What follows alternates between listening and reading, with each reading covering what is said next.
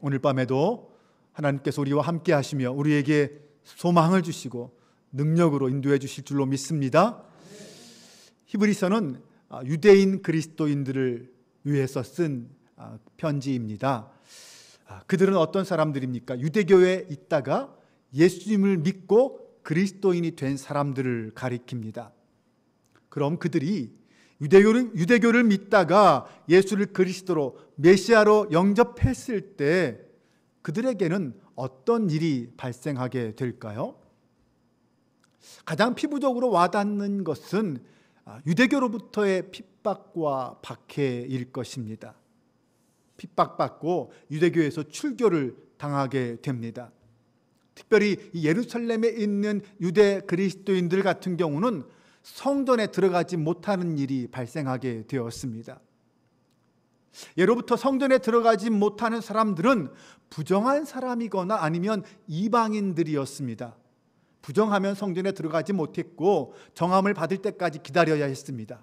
그리고 이방인들도 성전에 들어가지 못했어요. 결국 유대 그리스도인의 입장에서 보면 예수를 믿었더니 동족들로부터 이방인 취급받았다라는 것을 의미합니다.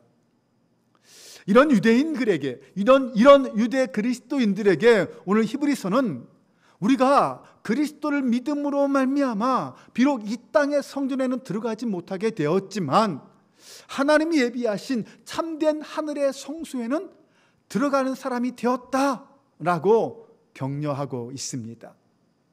네, 맞습니다. 우리가 예수 그리스도를 영접하고 그리스도인이 됨으로써 우리는 하나님이 예비해 두신 하늘의 성소에 들어가는 사람이 되었습니다.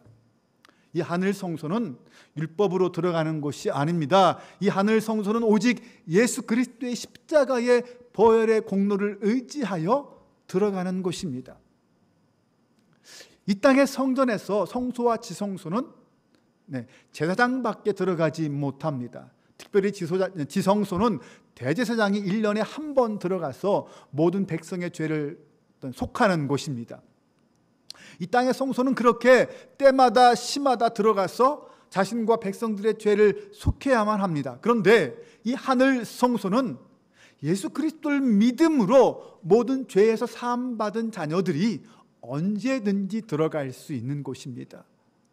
오늘 19절에서 21절 말씀을 보면 그러므로 형제들아 우리가 예수의 피를 힘입어 성소에 들어갈 담력을 얻었나니 그 길은 우리를 위하여 휘장 가운데로 열어놓으신 새로운 살 길이요 휘장은 곧 그의 육체니라. 곧 하나님의 집 다스리는 큰 제사장이 계심에. 이렇게 말합니다. 네, 먼저 예수님의 피로 우리가 얻은 것은 성소에 들어갈 담력이라고 했습니다. 누구나 담대하게 자유롭게 성소에 들어가는 것은 사실 옛 율법에서는 상상할 수 없는 일이었습니다. 그런데 예수님의 십자가라는 순종의 제사를 통하여서 주님께서는 그 일을 가능하게 하셨습니다. 그 하늘 성소로 들어가는 길을 휘장 가운데 열어놓으신 새로운 살 길이라고 표현하여 설명했습니다. 본래 휘장은, 여기서 말하는 휘장은 이 땅의 성소에서 제사장들이 하나님의 임재가 있는 지성소에 들어가지 못하도록 가로막아 있는 휘장을 말합니다. 성소와 지성소를 구별하는 휘장이죠. 그런데 우리가 알듯이 그 휘장이 예수님이 십자가의 죽음과 함께 위에서 아래로 둘로 갈라져 버렸습니다. 네, 휘장이 갈라지면서 지성소 안으로 들어갈 수 있는 길이 열리게 된 것입니다. 그러므로 그리스도를 따르는 사람들은 바로 이 예수님의 능력을 의지해서, 예수님이 행하신 이 일을 의지해서 누구나 하나님께 당당하게 나아갈 수 있게 되었습니다. 옛 언약으로는 불가능했던 일이, 그 길이 새롭게 열리게 된 것입니다. 그래서 그 길은 살 길입니다. 영원히 멸망하지 않는 생명을 얻는 길, 생명을 소유한 길이 되기 때문입니다. 예수님의 죽음을 통하여 우리는 바로 그 새로운 살 길로 나아가서 영원한 생명을 얻게 되었다라고 오늘 히브리서는 우리에게 가르쳐 주고 있습니다. 오늘 본문은 예수님의 피를 힘입어서 하늘 성소로 들어갈 하나님의 자녀들, 구원받은 성도들에게 세 가지 권면의 말씀을 하고 있습니다. 하나님께 나아간다는 것은 이 세상에 살지만 하나님의 임재가 있는 거룩한 곳으로 나아가는 것, 그것을 말합니다. 구원받은 성도라면 당연히 그런 삶을 살아야 하고 누려야 합니다. 구원받은 성도는 하나님의 보좌 앞에 나아가야 하고 하나님의 안식 속으로 들어가야 합니다. 이것이 구원받은 자의 특권입니다. 뿐만 아니라 초보 신앙을 버리고 성숙한 성도, 신앙의 삶의 자리로 들어갈 수 있어야 합니다. 오늘 본문이 우리에게 가르쳐주는 세 가지 권면은 이런 거예요. 하나님께로 나아가자, 굳게 잡자, 서로 돌아보자라는 겁니다. 첫 번째로 참 마음과 온전한 믿음으로 하나님께 나아가자라고 말합니다. 오늘 22절에 보면 우리가 마음의 뿌림을 받아 악한 양심으로부터 벗어나고 몸은 맑은 물로 씻음을 받았으니 참 마음과 온전한 믿음으로 하나님께 나아가자라고 말합니다. 예수 그리스도를 믿음으로 그리스도께서 우리에게 주신 은혜가 무엇입니까? 우리의 마음은 오늘 말씀에 보면 뿌림을 받아서 약한 양심에서 벗어나게 되었다라고 말하고 우리의 몸은 맑은 물로 씻겨졌다라고 말합니다. 이것을 표면적으로 말하면 세례를 의미한다고 말할 수도 있습니다. 예수님의 피는 우리 마음에 뿌려져서 우리를 악한 양심으로부터 해방시키셨고 우리의 몸을 맑은 물로 씻기셨습니다. 우리의 죄를 깨끗게 하셨다는 거죠. 이 일은 성령을 통하여 우리에게 임함으로 이루어졌습니다. 우리는 바로 그 예수님의 피가 행한 이 일을 힘입어서 하나님께 나아가는 사람입니다. 본래 율법 아래에 있는 제사장들은 하나님께 나아갈 때 짐승을 잡아서 피를 뿌리고 손을 맑은 물로 씻음으로 죄사함을 받고 그리고 하나님 앞에 나아갈 수 있었습니다. 성소에 들어갈 수 있었던 거죠. 그러나 성도는 큰 제사장이라고 불리는 바로 예수님의 피로 씻김을 받고 이제는 담대하게 하나님의 보좌 앞에 두려움 없이 나아갈 수 있게 되었습니다. 그때 그렇게 하나님 앞에 나아갈 때 우리가 가져야 될 태도가 바로 이 참 마음과 온전한 믿음입니다. 이 참 마음과 온전한 믿음은 오직 예수 그리스도의 그 보혈의 능력을 완전히 확신할 때만 우리에게 주어질 수 있습니다. 주님의 보혈의 공로를 확신할 때, 그것이 나를 구원하고 나를 죄로부터 온전케 한다는 사실을, 그 능력을 믿을 때 우리는 참 믿음과 온전한 마음으로 하나님 앞에 나아갈 수 있습니다. 여러분, 오늘 우리는 예수 그리스도의 이름으로 우리의 죄가 사함 받았다는 사실을 믿으십니까?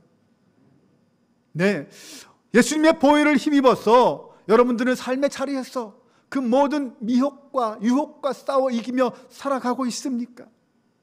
우리 안에 있는 수많은 유혹들, 죄의 본성들, 사탄 마귀의 유혹들, 세상의 풍조들은 끊임없이 우리를 넘어뜨리려고 애를 쓰고 있습니다. 거기에 맞서 십자가의 보혈의 공로를 의지해서 예수 그리스도의 이름으로 싸워나가는 존재가 구원받은 우리 성도들입니다. 이런 유혹과 넘어짐에서 다시 일어나기 위해서 우리가 오직 의지하는 것은 바로 예수님의 십자가의 보혈입니다. 날마다 우리는 그 십자가의 보혈의 공로를 의지해서 우리의 몸과 마음, 우리의 모든 죄악을 씻어내야 합니다. 주님의 보혈만이 그 모든 부정으로부터 우리를 깨끗함을 믿고 나아가야 합니다. 주님의 십자가의 보혈에 주시는 그 능력을 힘입을 때만 우리는 이 삶을 살아갈 수 있습니다. 죄 가운데 머물지 마세요. 예수 그리스도의 이름을 부르면서 날마다 주님 앞으로 나아가는 저와 여러분 되시기를 바랍니다. 두 번째 우리에게 말하는 것은 소망의 믿음을 굳게 잡자라고 말합니다. 23절에 보면 또 약속하신 이는 믿으시니 우리가 믿는 도리의 소망을 움직이지 말며 굳게 잡고라고 말합니다. 우리에게 구원을 약속하신 하나님은 믿으신 하나님이십니다. 그 말은 신실하신 하나님, 약속은 반드시 지키시는 하나님이라는 뜻입니다. 네, 그러나 그 약속을 지키시는 하나님이라고 믿는다면 우리는 분명히 그 약속을 붙잡았으면 결코 흔들리지 말아야 합니다. 약속이 나에게 성취된다는 사실을 믿으면 그 어떤 유혹이 와도 넘어가선 안 되겠죠. 모든 것을 이루실 하나님을 믿고 그 약속을 굳게 잡고 나아가야 합니다. 여기서 믿는 도리의 소망이라는 말은 주님이 주신 그 약속에 대한 소망의 고백을 말합니다. 내가 그 약속을 믿습니다. 내가 그 약속 앞에서 흔들리지 않습니다. 하나님이 그 약속을 반드시 이루어 주실 것입니다 라고 고백하는 것입니다. 우리는 이 소망을 잡고 있으면 흔들리지 않습니다. 왜 흔들리지 않을까요? 십자가의 공로를 믿기 때문입니다. 주님의 은혜가 뭔지, 주님의 능력이 뭔지, 십자가가 나에게 어떤 역사를 하였는지를 알기 때문에, 믿기 때문에 흔들리지 않을 수 있습니다. 여러분, 오늘 우리에게 바로 이 믿음이 있습니까? 어떤 고난과 시련이 밀려와도 흔들리지 않은 이 믿음을 굳게 잡고 있습니까? 사실 우리의 믿음은 완전하지 못합니다. 이렇게 믿습니다라고 당당하게 외쳐도 내가 감당하기 힘든 고난과 시련이 닥치면 언제 어떻게 무너질지 모르는 것이 우리의 모습들입니다. 내가 그래도 목사고, 내가 그래도 장로라서, 내가 수십 년 신앙생활을 했는데 내 믿음이 이 정도는 되겠지라고 생각했지만, 여러분, 어느 순간 나도 모르는 사이에 저 바닥에 처박혀 있는 우리의 모습을 볼 때가 있지 않습니까? 한없이 연약하고 부족한 나약한 우리의 모습을 느낄 때가 있지 않습니까? 네, 맞습니다. 우리는 여전히 부족하고 연약한 믿음의 사람들입니다. 그런데 그 어떤 유혹에도 핍박에도 흔들리지 않기 위해서는 어떻게 해야 할까요? 주님의 위로가 필요하고 주님의 도우심이 필요합니다. 그런데 주님의 위로와 도우심은 그냥 하늘에서 뚝 떨어지는 게 아니에요. 가장 가까운 위로와 도우심은 우리의 신앙 공동체 가운데 있습니다. 네, 나와 함께 신앙생활하는 동역자들, 사랑하는 성도와 형제와 자매들, 그들 가운데 있다라는 것입니다. 그래서 신앙 공동체가 필요합니다. 신앙 공동체인 교회는 성도가 서로 주님 안에서 주님의 위로와 격려와 사랑을 나누는 공동체입니다. 우리가 이 교회 공동체를 통하여 서로의 연약함과 부족함을 채우면서 우리는 함께 온전함으로 나아갈 수 있습니다. 하나님께서 우리에게 주신 다양한 은사가 있잖아요. 왜 은사를 주셨다고 했습니까? 교회를 온전하게 세우기 위해서라고 했습니다. 네, 각각의 성도들이 각각의 자리에서 사명을 감당하며 나아갈 때 교회가 온전히 세워지고 우리 스스로도 서로의 부족함을 채우면서 온전하여집니다. 이것이 하나님께서 우리에게 주시는 위로와 격려인 줄로 믿습니다. 세 번째는 서로 돌아보자라고 말합니다. 24절과 25절을 보면 서로 돌아보아 사랑과 선행을 격려하며 모이기를 패하는 어떤 사람들의 습관과 같이 하지 말고 오직 권하여 그날이 가까움을 볼수록 더욱 그리하자. 구원받은 성도가 신앙 공동체를 통하여 함께 모여서 해야 할 일이 뭐냐? 서로 돌아보는 것이다 라고 말씀하고 있습니다. 서로 돌아보아서 서로의 연약함과 부족함을 채워줄 뿐만 아니라 사랑과 선행을 격려하자라고 말하고 있습니다. 우리 신앙 공동체의 가장 중요한 사명 중에 하나는 자기 자신을 위한 것과 그리고 외부를 향한 것으로 나눌 수 있을 것입니다. 우리 자신을 위한 것이라면 서로의 부족함을 채우는 것, 이것이 우리 자신을 위한 것이라고 설명할 수 있습니다. 그러면 외부를 향한 것은 우리가 서로가 서로에게 사랑과 선행을 격려하는 것을 말합니다. 네, 서로 사랑과 선행을 격려함으로써 거룩한 영향력을 세상 밖에 끼치는 것입니다. 성도가 사랑과 선행을 서로 격려하는 것은 구원받은 하나님의 자녀로서, 하나님의 백성으로서 마땅한 삶의 모습입니다. 구원받기 위해 사랑과 선행을 하는 것 아닙니다. 우리의 구원은 분명 예수 그리스도를 믿는 믿음으로만 가능한 것입니다. 그럼에도 사랑과 선행을 격려해야 하는 이유는 구원받은 성도의 삶의 마땅한 모습이 그 모습이기 때문입니다.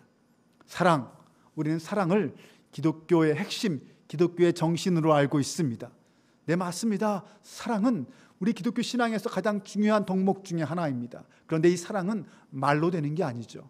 행동으로, 삶으로 보여줄 때 비로소 진짜 사랑이 될 수 있습니다.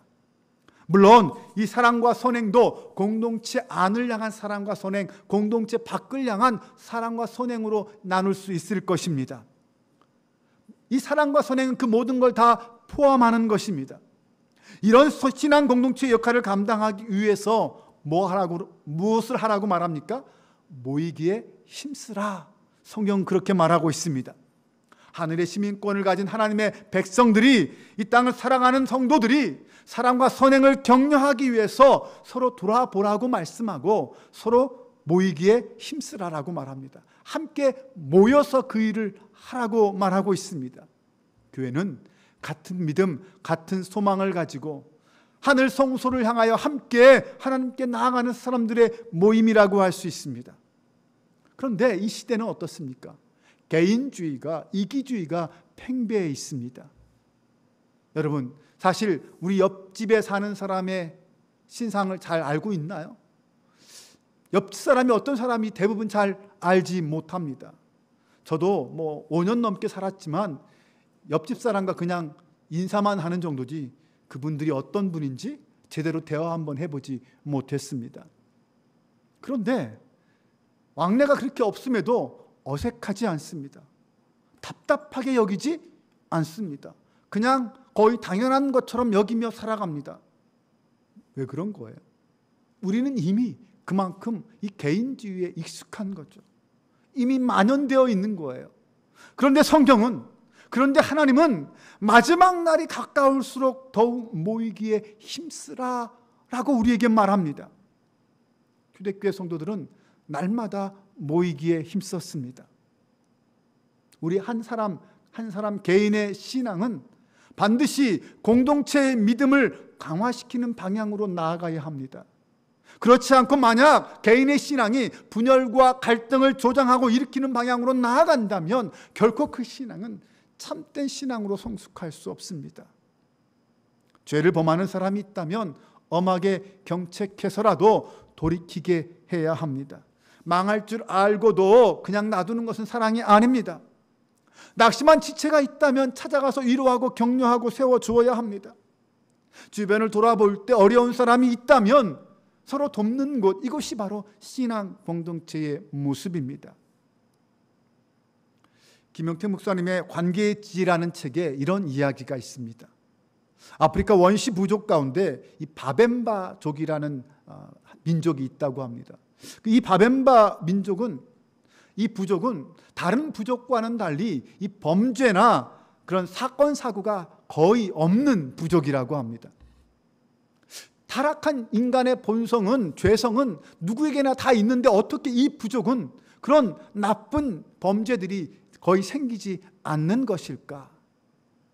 이 바벤바족은 누군가가 죄를 지으면 그 사람을 마을 광장 한가운데 세워놓고 부족 사람들이 모두가 다 그를 삥 둘러선다고 합니다.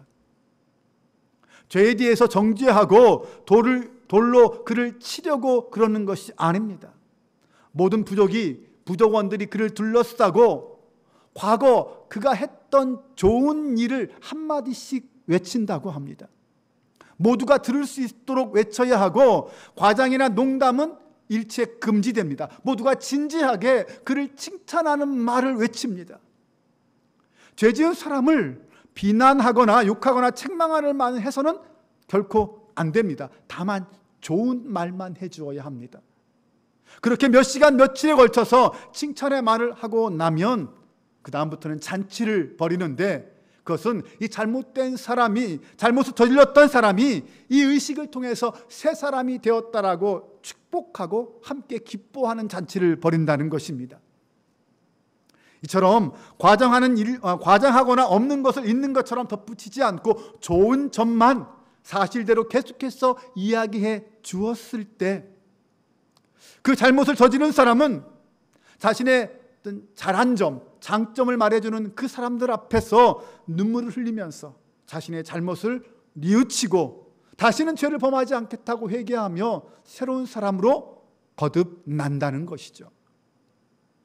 좀 특이하지 않습니까? 사람을 바꾸는 것은 책망이 아닙니다.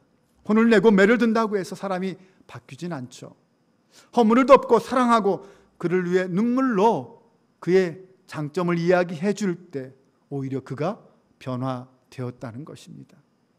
우리의 삶 가운데 관계는 정말 중요합니다. 허물을 덮어주고 상대방의 입장에서 먼저 생각해야 관계를 좋은 관계로 만들어갈 수 있습니다.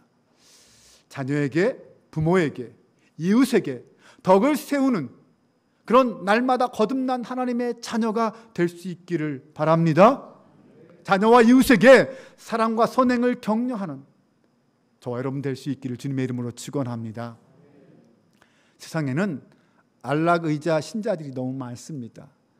섬김에는 손가락 하나 까딱하지 않고 편안하게 앉아서 자신의 영혼만 도닥거리는, 자신의 영혼만 다독거리는 그런 사람을 안락의자 신자라고 부릅니다.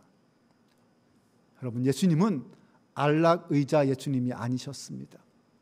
우리 예수님은 자기 자신의 몸을 내어줌으로 사랑과 선행을 격려하셨습니다. 먼저 본을 보여주신 거죠. 어디서나 사랑과 선행을 격려하는 그리스도인의 모임, 그것이 바로 교회입니다. 그것이 바로 성전입니다. 우리는 주일에는 예배당에서 하늘 성전을 만든 하늘의 성소를 이루는 사람들입니다. 그리고 주중에는 각자의 삶의 자리에서 그곳에 하늘의 성소를 만드는 사람들입니다. 우리가 있는 그곳이 하나님을 향한 성전, 하나님의 역사와 성령의 임재가 함께하는 성소가 될 수 있기를 주님의 이름으로 축원합니다. 이것이 우리의 예배이고 이것이 우리의 신앙생활이어야 합니다. 교회 간판이 걸린 곳만 거룩한 곳이 아닙니다. 사랑과 선행을 격려하는 거룩한 사람들이 모인 그곳이 거룩한 장소요 하늘의 성소인 줄로 믿습니다. 세상 곳곳에 우리가 살고 있는 삶의 자리, 그 자리에 하나님의 성소가, 하늘 성소가 늘어나고 예수 그리스도 안에서 사랑과 선행을 격려하는 성도들로 가득할 수 있기를 바랍니다. 그 주인공이 오늘 저와 여러분인 줄로 믿습니다. 나를 통하여 이 땅에 하나님 나라가 건설되고 하나님의 영광이 드러날 수 있는 거룩한 주의 백성을 될 수 있기를 주님의 이름으로 축원합니다. 기도하겠습니다.